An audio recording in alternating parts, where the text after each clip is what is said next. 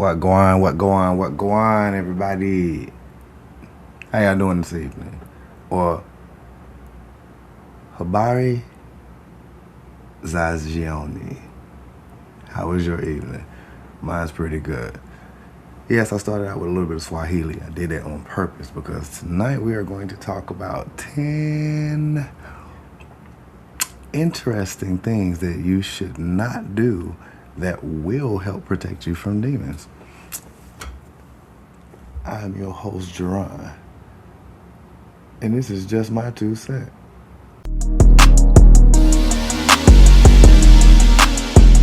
Welcome back. Tonight, I hope you guys are ready. We're going to talk about something very interesting that not a lot of people talk about in our community, but follow superstitions out of our community. It's strange, but you'll hear what I'm saying. You'll get what I'm saying in a minute. So basically, I'm going to talk tonight about 10 things that you should never do that will protect you from demons.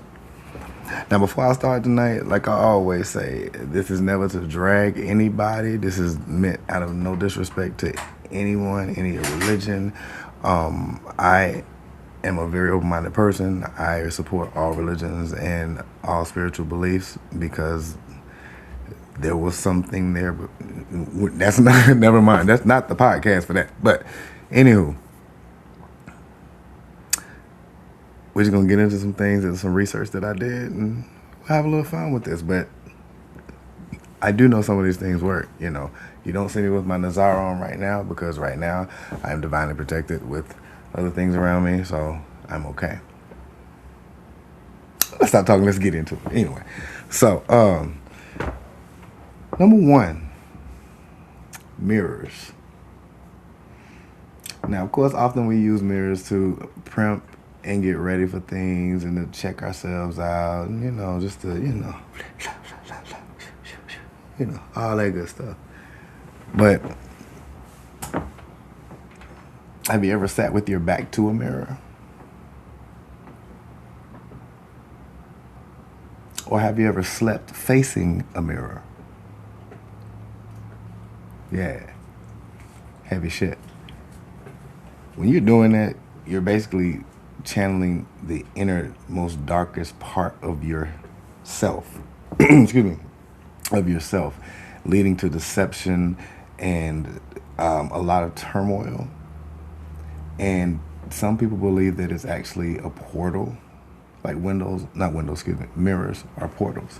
Now, I say some people because I'm not pushing my own spiritual belief on this, but people seem to believe that, and I would not disagree. The one main thing is, like, if you can think about it, like, let's think of maybe Bloody Mary, the Americanized version of it. Or, let's see, I looked it up, and there was a Japanese spirit, a mirror spirit. I think it was called Ungai Kaio, something like that. Excuse me. I mean, I don't speak Japanese, obviously, but, I tried. But, yeah. That was a bad MFer. And I've heard some stories from people that have stated that they were doing something in the mirror, had their back turned for some time, and then when they turned back around, they noticed that their reflection was kind of half a second off, or didn't quite catch it. You know what I mean? It's some strange things, and they were so freaked out they ran out of the bathroom and stuff like that. So I don't have any accounts of things that have happened like that for a long term or a long-term scenario. But the people that told me this, I can trust what they're saying because I know who they are and I've seen. So I've never done it. I've always kind of I do the photography, the videography, and things like that, but I don't really like to be on camera. I'm surprised I'm even going back on camera doing this. But I I didn't really like mirrors anyway. And I remember when I think I was in the 4th grade. I may have broken a mirror, and I was so freaked out. So every year until my junior year in high school, I was freaked out that I had broken that mirror. So I had like the 7 years of bad luck. However, it wasn't even like all that. You know, I did have some pretty rough patches. Those 11 years, trust me. That could be a whole nother series I could do and talk about. But I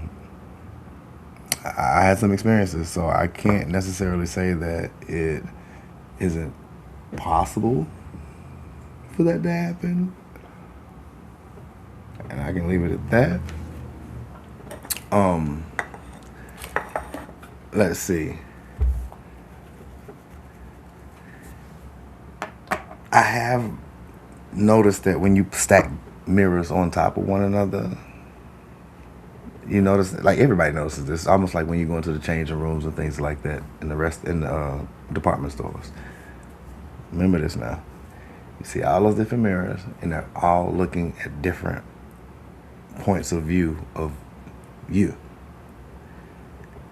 And as you see, it's almost like an infinite amount that it continues to keep going and going and going. But eventually, you no longer see the reflections of yourself. It starts to get darker to where it's like a long hallway. And you, have you ever, those of you who are in tune, have you ever gotten the intense need or want to look further down that hallway, so to speak? No? Just me? Well, yeah. So, I mean, I can understand where the mirrors come from. Skipping on over from passing mirrors, let's go on over to a good old household tool that we all use, which is called the broom. Yes, sweeping. Now, I grew up with my mother telling me that don't ever let anyone sweep your feet. That's bad luck, and that could mean that they could bring death to the family. And as a kid, I'm thinking like, Mom, what are you talking about? What are you talking about? La, la, la, la, la. And then as I got older and started to realize that some of that stuff actually is true, because there's another one that I'm going to discuss later on in this list that actually did happen to me. But we'll get there. But just know I believe what she said. In some cultures, it's like you're cursing someone. Some cultures believe, and some faiths and some spiritualities believe that you aren't supposed to have a broom go under your feet at any given point in time in your life. Why? Because it could potentially curse whatever you're doing at that moment. Or like if you say, for instance, okay, I hate to do this, but I got jump in the broom. I said it. I'm sorry. Jump in the broom. Some cultures and spiritualities don't believe in that, including some African ones. They don't believe in that.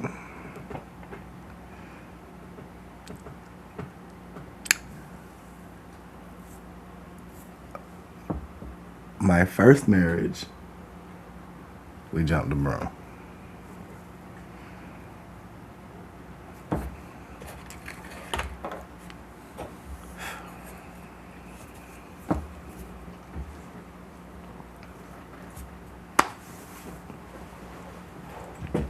Shall I say more or say less? Anyway, moving on. In the same category, in like Trinidad and Tobago, brooms are used to, they make them out of cocoa leaves. It's like coconut trees. I would never be able to use one because I'm allergic. So there's that. But they, excuse me, they use them to chase away like zombies, jumbies.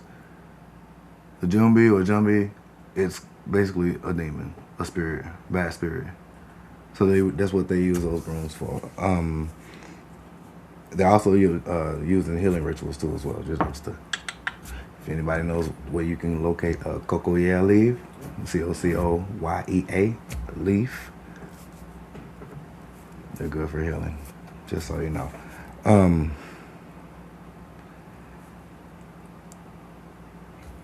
I'm not sure about this one because I really never really did this per se, but sweeping after dusk, like not only in Haitian culture but in Japanese culture and some Latin cultures as well, they believe that sweeping at night or after dusk is inviting in bad spirits. I've never done that because I kind of like to have my sweeping done in the daytime. You know what I'm saying? Most of the time I have carpet, so we vacuum. I don't think there's ever a time, and I can remember that I've ever swept after dark.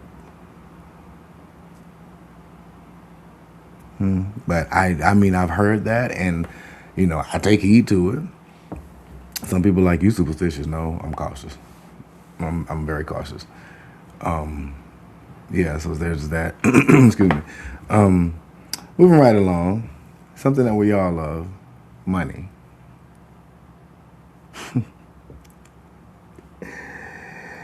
Now, okay, here's the thing. This is about keeping your wallet and your purse on the floor. Okay? Some of you didn't translate the language too well when it came to our colloquialisms and what your ancestors and your elders and your family were trying to teach you. Some of y'all were not privy to it. When they said if you always keep your purse or wallet on the floor, you're going to always be broke, they didn't mean that you would never have any money. That's not what that is, because people try to debunk that shit all the time. And I'm like, you'll get it. It's not about being broke. What it is about is the fact that you will consistently and always be going through a financial turmoil. The reason for that turmoil is because you are going to be reaching out for material possessions. And that's all you're going to be doing is trying to have this to fulfill some kind of missing void in your life. And it's not going to ever be filled with material possessions. So, you know, that's what that means. When you keep your wallet or purse on the floor, that means that you are inviting, you know, that spirit to always have you desiring to get money to want more. If you're unfamiliar with what that spirit is or who that spirit is a mammon. It's out the Bible. The spirit of greed, money. There's a reason why it says, for the love of money is the root of all evil. Administration today. Yeah. But I mean, just really think about it though. Really, really, really think about it. I want y'all to really, really think about that. For real. You know. All right, that was the first three. We're going to take a commercial break and we'll be right back. All right, y'all, we are back. If you are just tuning in, we are doing the 10 things that you should never do that will help protect you from demons, bad spirits, things of that nature. I'm gonna do a quick little recap over the ones that we've already done. I'm not gonna go through the meetings, just to, you know, let you know what we've already covered. So we covered mirrors, we've covered sweeping, we have covered money as well. Now here's the thing, something that I had jotted down and I missed it before we went to break, but Mammon is associated with the colors of red and white. Memon is the demon of wealth, greed, and indulgence. And it also, Memon also feared the color blue. Ponder on that, okay? Oh, I just want y'all to ponder on what I said. It's associated with red and white, and it fears blue. Moving on. You are never, number 4, you are never to harbor ill will or resentment. Don't carry it around. Do not. Do not. Not only does it show that you have an unforgiving heart, it also shows that you are inviting entities, no matter who you are, because again, it touches all cultures. But no matter who you are inviting those entities in to harden the heart and make it unforgiving and make it tight, make it just unmovable. I mean, I'm not saying that you shouldn't be cautious of your feelings in your heart, but you should also still forgive. You ain't got to go hang out with them people. It's a lot. Do you realize there are a lot of people that I have forgiven in silence, and I still don't fuck with them?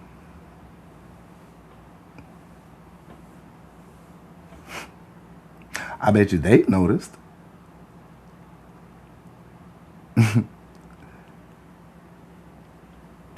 But it doesn't mean that, okay, damn, I done forgiven these people. Now I got to actually be around these damn people. Like, oh. No, it don't mean that. Factoid, dactoid. Don't mean that. All it simply means is that, hey, I've forgiven them. I don't really give a shit no more. It is what it is. Keep it pushing.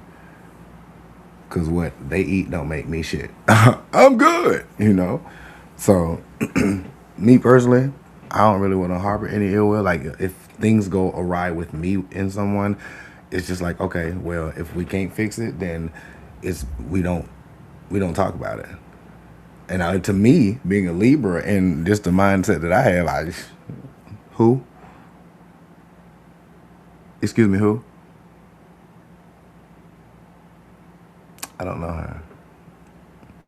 I don't know him. I don't know she, he, them. Not saying it's just like that. Simple to do. But, I mean, at some point you gotta just be like, fuck it and let it go. You know what I mean? So, you can't do that. Now, I got some names that came with that. Like, in South African belief, the person is called Tokoloshi. Shetani is Eastern African, and Zulu Nation, it is a spirit called Inkanya. Oh shit, y'all. Yeah, and I got good vernacular. I'm just tripping. Inkanyamba.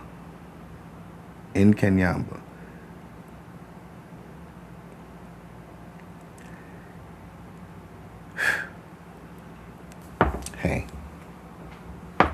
I ain't perfect. I just hop up on here and do what I do. Anyway, but yes, those are 3 spirits from 3 different cultures. Even though they happen to be African, they're 3 different African subcultures that they are from. And so, just be careful harboring that ill will. Be careful doing that. Excuse me. You don't want that. It's not necessary. Why? Just why? Anyway, moving on. Number 5. This is something that every single person that I know should be willing to do, and you should be cognizant enough to know better now. And I would hope that you at least have the wherewithal and the intelligence to know, hey, everybody don't belong in your house. I'm going to say it again. Everybody don't belong in your house. Demons travel. And how do you think they travel? It ain't by broomstick through the air. Don't get me wrong, some still do. Skinwalker, Sukuyants, and, Lugaus. They do. This ain't what we're talking about. We're going to get to them. You carry spirits with you. When people talk about their auras and their energies and things of that nature, that is real deal Holyfield, y'all. It's legit real stuff. Like, think about it. If you harbor negative energy all the time and you bring negativity around you all the time, what do you think is going to follow you all the time? Duh. I know some of the most positive people in the world and some of the most happiest people in the world, even though they are not well off or in the great positions that they need to be or should be, based on them, not me, because I don't judge. But they are still some of the happiest, most positive people. And I see how things start to work out and turn around for them.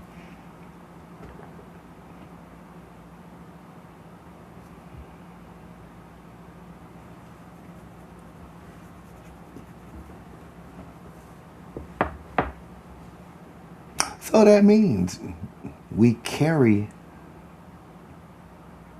the entities that feed off of those types of energies, those types of vibes. That's what we do. So you can't have everybody in your house. Excuse me. Some people, some cultures is like I think it's called Zer and Jinns or Imbiwiri or Wendigos, things of that nature. Those are like the types of demons that will latch on to you and travel.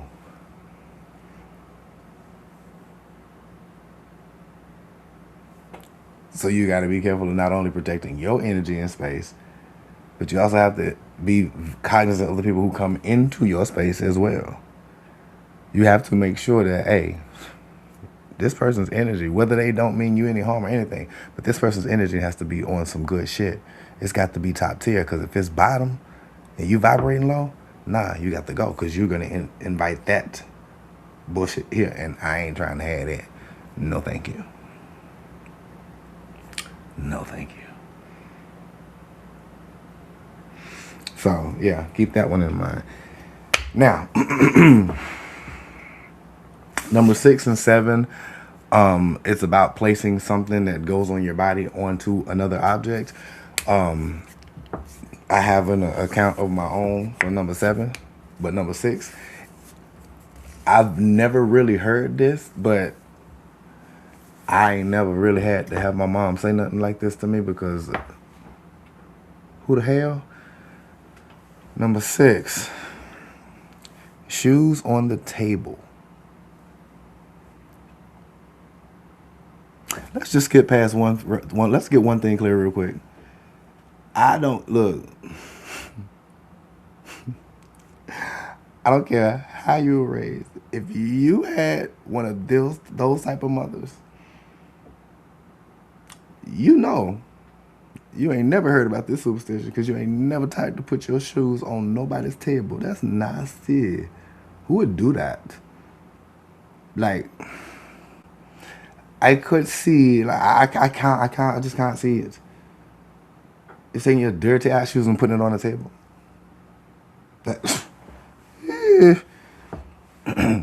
Have to forgive me. I'm a little under the weather too. Now, 14th century England, there was this what was the man's name? Oh, I should have wrote it down. I forgot, because I was looking at it and I was like, oh, that's dope. And I thought I could remember it because it was a dope name. But anyway, he talked about back in the 14th century England that he trapped the devil in a box. Trapped the devil in a box.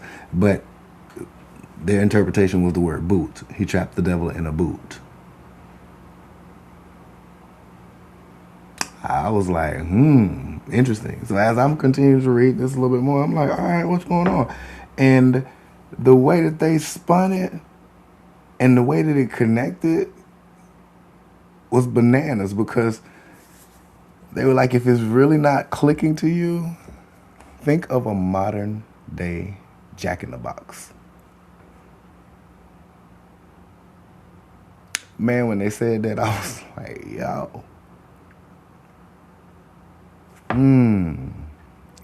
Sense is made. Sense is made. And I had to look back and was like, well, think about it. How many movies have we seen that were horror movies with things that were demonic, dealing with boxes or Jack in the Box, or things of that? And I'm just, hell, there's even a horror series called Jack in the Box. It's on Tubi. And it's on Fandango. What in the world? I continue to believe that, there's something to do with those spirits there. I mean, they say that it invites death and bad luck and misfortune, so on and so forth, like the norm. Nothing out of the norm that we would expect a superstition to bring. But, they feel like it's more intensified because it was a shoe based off of that 14th century 14th century gentleman that trapped the devil in the boot. Hey, everything I'm saying, you can look it up for yourself, just like I did. I was a little bit confused and shocked too, but hey, it is what it is. Now, you know what? We're going to come back to number 7. We're going to take a quick break. We're going to come back to number 7. Because, I really want to talk about that. I want to get into that one. And then, you know what I'm saying? We're down to 3 more. We got, we're 4 more, 7, 8, 9, and 10. So let's finish the countdown. So, you know what I'm saying? Y'all need to go to the restroom, do what you get to do, grab your snacks, get your drink, get your tough, whatever, your bunk, whatever. And I'll meet y'all back here in 20 seconds. All right?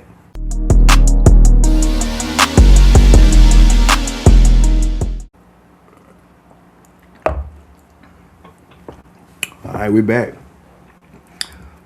So, recap. 4 was harboring ill will or resentment. 5 was just having anybody in your house. And 6 was the shoes on the table. Now, we went to break because I needed to take a quick break to get myself ready to talk about this. Now, number 7 is hats on the bed.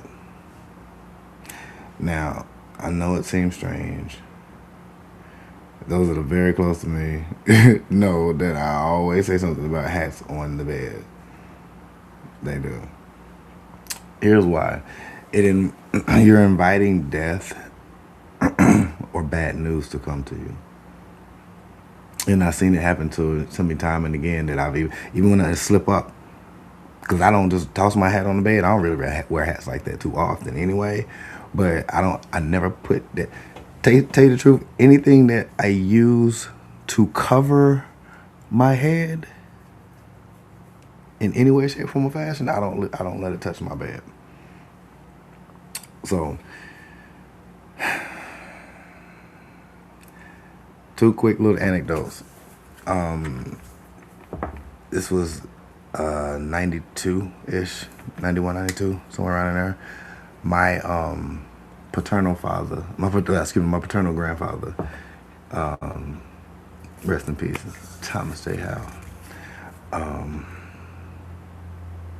Rest in peace to all my loved ones, but Thomas J. Howe, talking about when he passed away, and I found out about it. My mother had just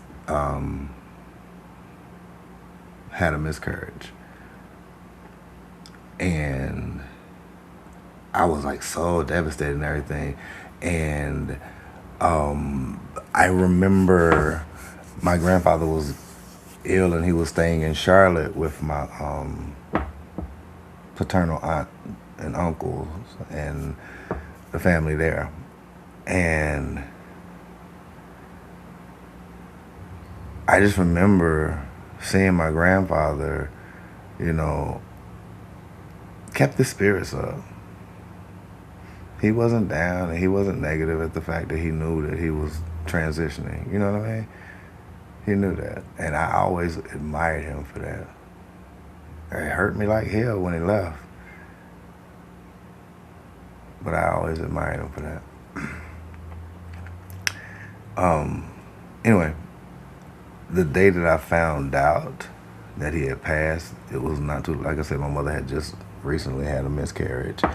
And I was distraught because the day that my mother had said something about having a miscarriage, I saw a hat on her bed.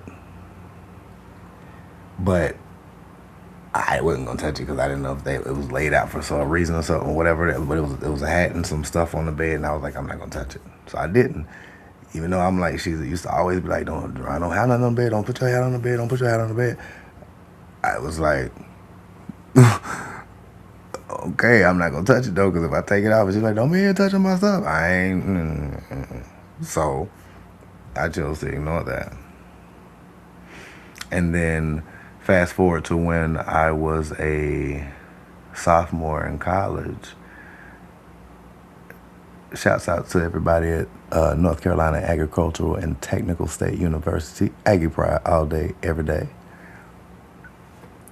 My sophomore year in college, I had come home for, I think it was break. Yeah, it was a break. And had come home. And the year before, my cousin, rest his soul,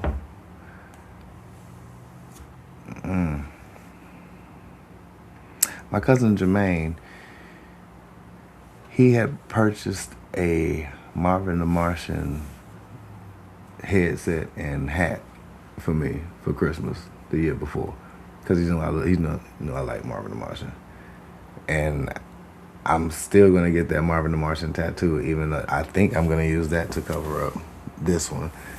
Basically, I wanted to be Marvin the Martian with a panda twist to it. Perfect. Anyway,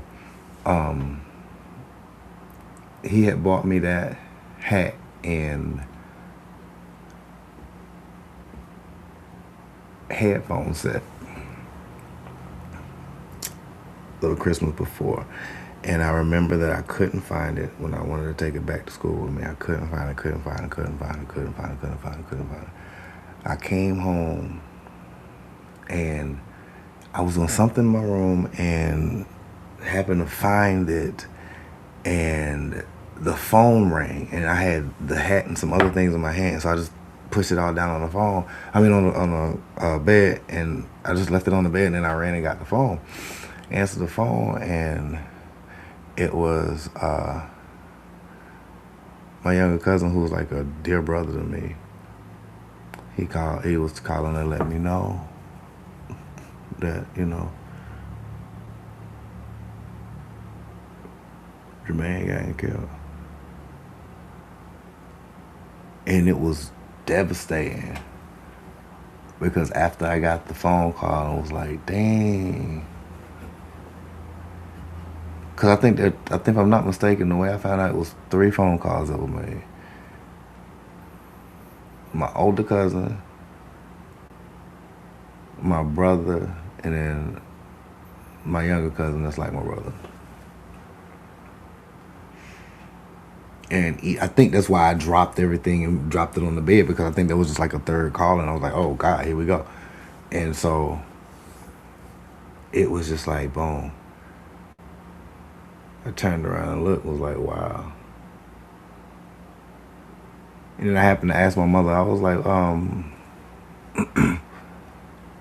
we were just talking about things, and I was like, you know what, Ma?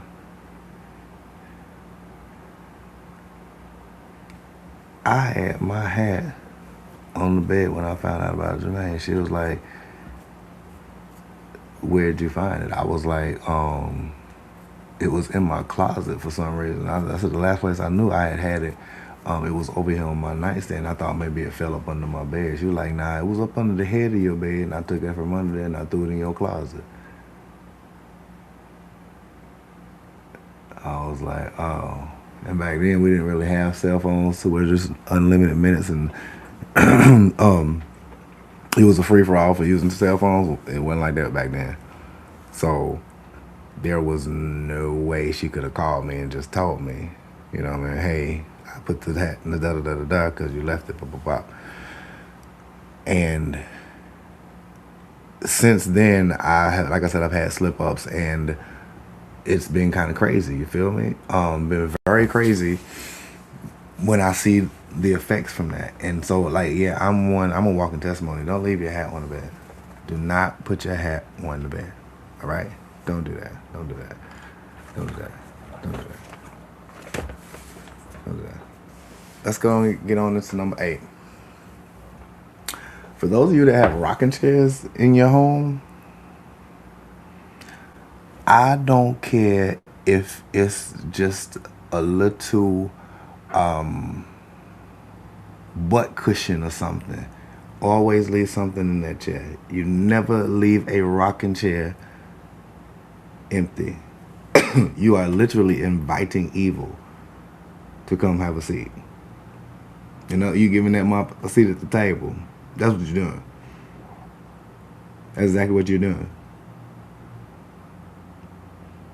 And you really don't want that. So, like, I mean, that comes from, like, Celtic and Indian, Eastern Indian, Asian, some Afro-Caribbean, Brazil. Like, I did a lot of looking into, like, some of these things because I always wanted to know. And it was like, you know, I know what the spiritual folklore from the Black South is, but I wanted to know too because I'm like made up of many different cultures of indigenous and black people that I wanted to learn more and do some more digging and deeper digging and see why those things really affect. And I see it and I'm like, oh, okay, it makes sense. These things are cross-cultured.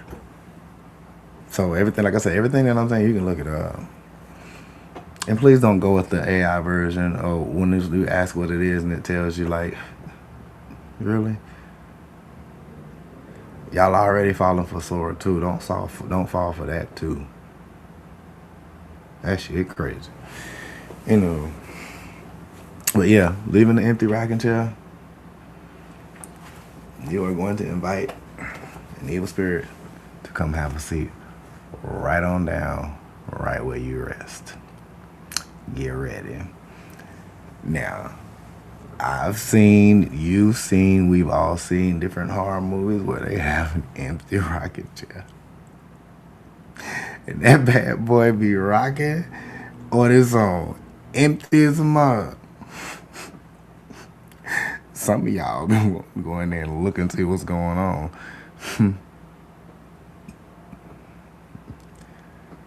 Call me and let me know how that worked out for you. Because those are. Anyway, this one was one that I didn't really know about, but it was one that was given to me by a viewer, and it was going home immediately after a wake or a funeral. And I was like, oh, that makes a lot of sense. I don't know why I've never heard that before, but then it hit me because I know plenty of times I've gone home from wakes and funerals and right after, and I'm just,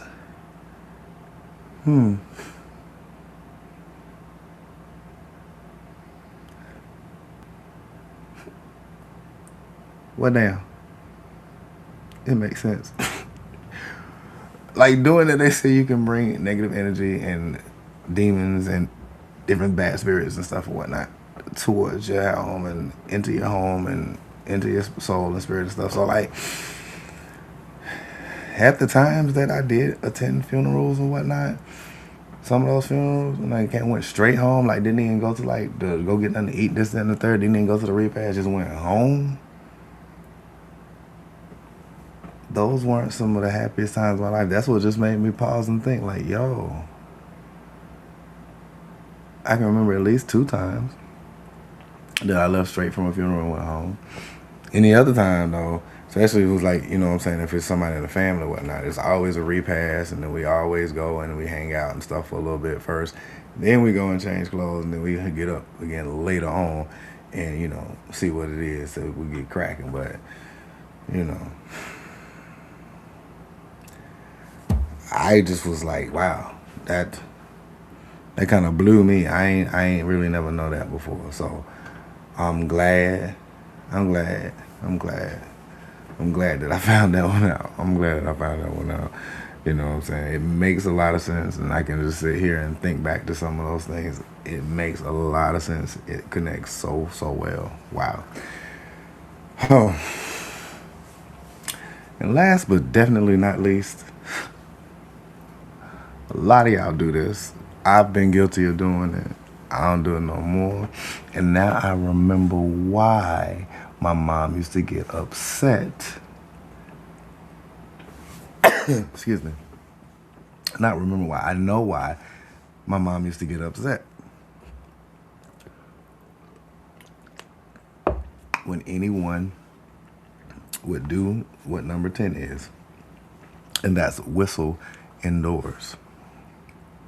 I ain't doing it. I'm indoors. Obviously, I ain't doing it. But yeah, whistling indoors. They say that whistling indoors invites spirits. It brings upon financial ruin. And it's inviting misfortune to follow you all the days of your life. So like every time you whistle, it's like you're adding on a chunk of time to that sentencing of inviting evil spirits, financial ruin, and inviting misfortune. Now, something that I did find that was kind of contradictory, but it made sense, especially if you just do it outside. Don't do it in the morning. I mean, don't do it in the inside. Excuse me. Don't do it inside. Do it outside. But they say that you are supposed to whistle in the morning because it makes your morning and your day go by great. Great things are going to come to you if you just whistle a little bit in the morning outside when you get out. No wonder the birds are always chirping. Excuse me. Something else that I saw, it said, do not whistle while it's storming. Because you are communicating and telling the spirits or the evil spirits that are in the winds or during like in the storm where a lot of like entities like to bury themselves and travel through. You are inviting them shelter from the storm. I can't make this stuff up, y'all. I'm telling you, look it up. But now I see why my mom would not play that whistling in the house crap. She was like, nah, we're not doing that. You're not getting ready to whistle in here. Excuse me. I remember my mom smacked my cousin's mouth whistling now. She was like, what was that? Don't you dare be whistling in this house. I looked and was like, whoa. I had to walk into the next room.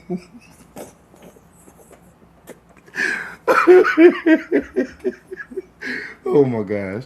I had to walk into the next room because, if I would have laughed right there out loud in front of him, she probably would have got me too. Now, don't get me wrong now. I was an adult when this happened, but you know what I'm saying? I was still a fairly young adult.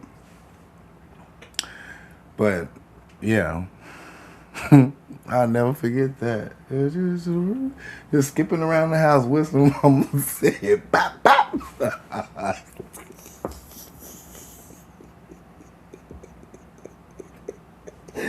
Oh, God.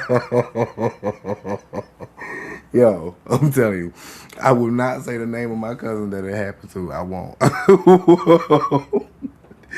But I'm sure you're watching. If you know, you know. Just don't put it in the comments, all right? I promise, don't do it. Anyway, yeah. So like, yeah. Now it made sense to me why my mother was always saying like, "Don't whistle in this house." She would, like I said, she smacked my cousin in the mouth because she was just skipping around whistling, and she said, "What?"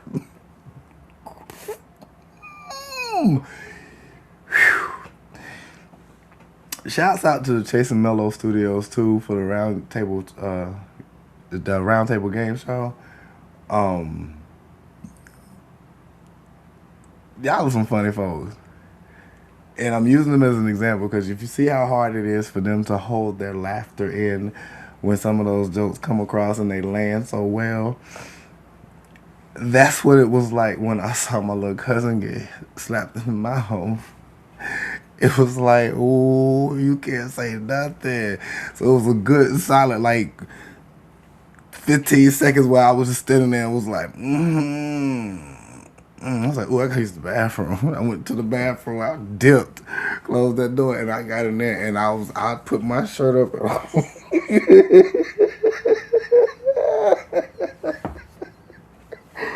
Oh my gosh.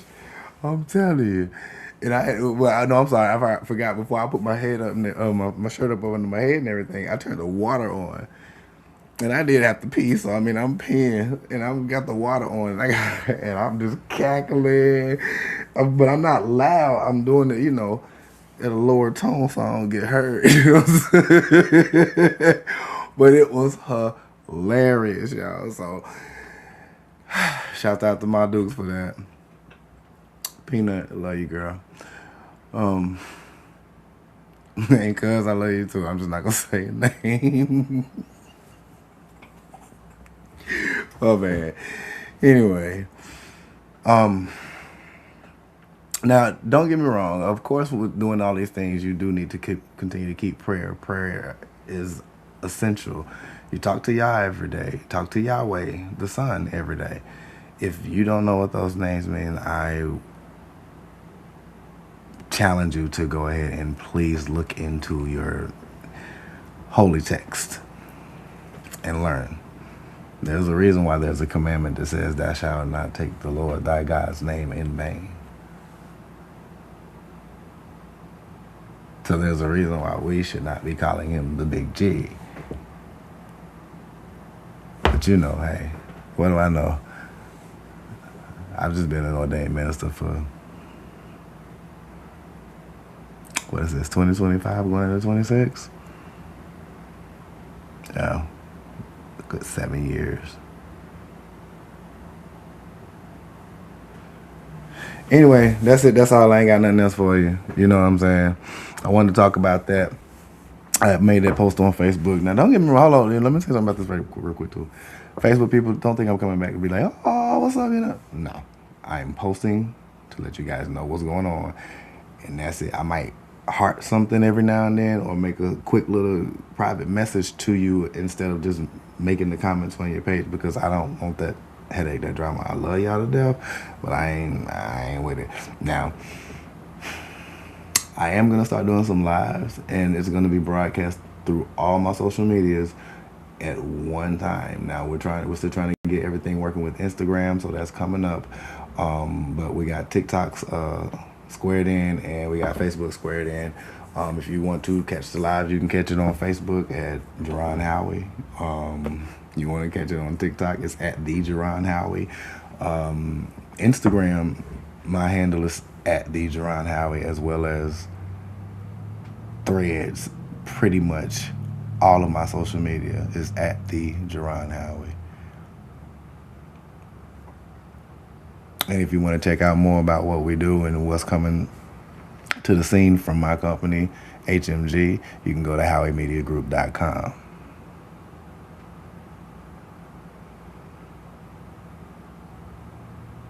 I paused just to give y'all a quick little bit of dramatics, and yes, HowieMediaGroup.com. Check it out. Can't go to the app no more. Don't know why. Still waiting on that email. I guess I'm waiting. Whatever. Anyway, I'll talk to y'all later. Y'all have a good night. Oh, and always remember too, two things. One thing for certain, two things for sure. Anything I say is what I say. Is how I feel. I'm not worried about anybody else. I'm not trying, like I said, it's not about offending nobody, dragging nobody, anything like that. Just always remember, it's just my 2 cents. Y'all have a good night. I'll see y'all later.